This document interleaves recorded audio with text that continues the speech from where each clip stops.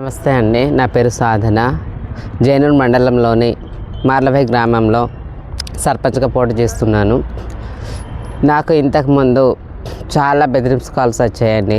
వేరే వాళ్ళ దగ్గర నుంచి, అపోజిట్ వాళ్ళు, నువ్వెందుకు పోటీ చేస్తున్నావు, నువ్వెందుకు నిలబెడుతున్నావు అనేసి నాకు చాలామంది ఫోన్లు చేసి, ఆ ఫోన్లలో రికార్డింగ్ కూడా ఉందండి నా దగ్గర. అయితే నేను ఈ విషయాన్ని మన జైనూర్ మండలంలోని ఎస్ఐ గారిని కలిశాను. ఆ ఎస్ఐ గారు కూడా నన్ను పట్టించుకోవట్లేదు, నువ్వు ఒక ట్రాన్స్జెండర్ కదా, నీకు ప్రూఫ్లు ఉన్నాయా, అవి ఉన్నాయి ఇవి ఉన్నాయా అనేసి అడిగితే నేను ఎంత చూపెట్టినా నమ్మట్లేదండి. అందుకని కలెక్టర్ సార్ దగ్గర కూడా వచ్చాను. కలెక్టర్ సార్ కూడా అప్లికేషన్ ఇచ్చేసి ఇప్పుడు బయటకు వచ్చానండి. మేడం కూడా ఇచ్చాను, జిల్లా ఎస్పీ మేడం గారికి కూడా అప్లికేషన్ రాసి ఇచ్చానండి. నాకు బాగా ఒత్తిడి అవుతుంది సార్. నన్ను ఒకసారి ఫోన్లతో బెదిరించడం జరిగింది, వీడియో కాల్ రికార్డింగ్ కూడా ఉంది. వినండి సార్ అంటే నా బాధను ఎవరు పట్టించుకోకపోతే నేను ఇంత దూరం రావాల్సి వచ్చిందండి. నాలాంటి వాళ్ళు రోడ్డు మీద బతకడమే తప్ప మేము రాజకీయాల్లో పనికిరామా?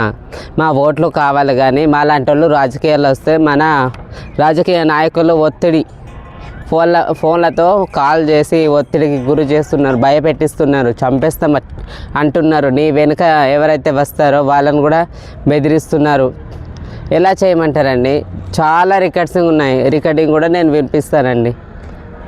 ట్రాన్స్జెండర్ని నేను ఇలా పోటీ చేస్తున్నాను కాబట్టి వేరే వాళ్ళు ఏమనుకుంటున్నారంటే, ఇలాంటి ఆమె ఒక్కసారి పోటీలో దిగితే మళ్ళీ ఇలాంటి వాళ్ళు ఎక్కువ మంది వస్తారనే ఉద్దేశంతో నన్ను ఫోన్లతో భయపెట్టిస్తూ చాలా ఇబ్బంది పెడుతున్నారు.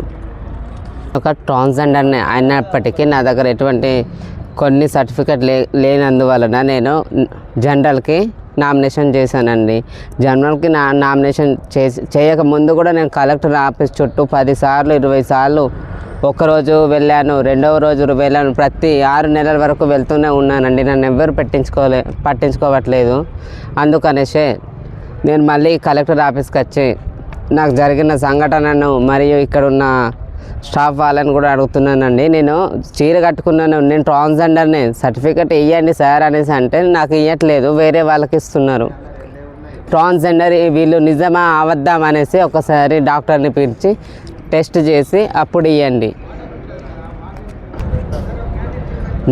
ఓకే, నన్ను ఎవరెవరైతే నన్ను బెదిరించారో వాళ్ళ మీద కఠిన చర్య తీసుకోవాలనేసి కోరుకుంటున్నానండి.